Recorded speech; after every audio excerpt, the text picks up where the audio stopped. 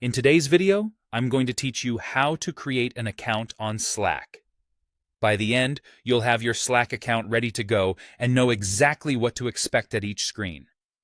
First, open your web browser and head to slack.com/getstarted. Typing that address directly into the address bar helps you land on the official sign-up page right away. If you think you'll be coming back later, it's a good idea to bookmark this page for quick access. On the Get Started page, you'll see the option to sign up with email, and you may also see an option to continue with Google. If you prefer keeping your accounts separate, choose Sign Up with Email. If you want a faster setup and already use Google for work, continue with. Google can save you a few clicks by using your Google login. Either option will get you into Slack. It just depends on what works best for you. If you select Sign Up with Email, enter your email address carefully and click Continue. Using the email you plan to use for work or your project is helpful if you're planning to join an existing team later. Double-check for typos here, because the next step depends on receiving a code at that exact address. Now, check your inbox for a verification code from Slack.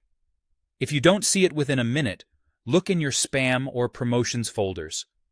The code is time-sensitive, so grab it as soon as it arrives, then return to the Slack page and enter the code exactly as shown. Once the code is accepted, you'll move forward automatically. Next, you'll choose whether to create a new workspace or join an existing one. A workspace is your team's shared space in Slack, where all your channels and messages live. If you're starting something new, enter a clear, recognizable workspace name that reflects your company, team, or project.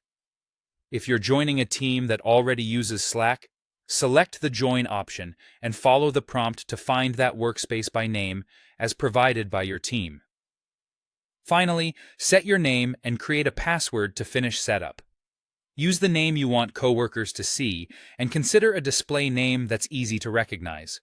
For your password, pick something strong and unique. Using a mix of letters, numbers, and symbols is a smart move.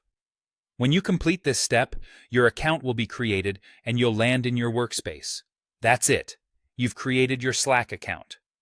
From here, you can start exploring channels, send your first message, and adjust your profile and notification settings whenever you're ready.